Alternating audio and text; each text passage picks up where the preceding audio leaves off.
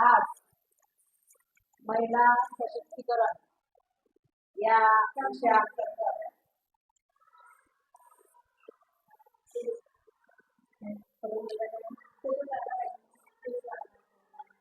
Video बंद करायचा. Video madam सुरू करा.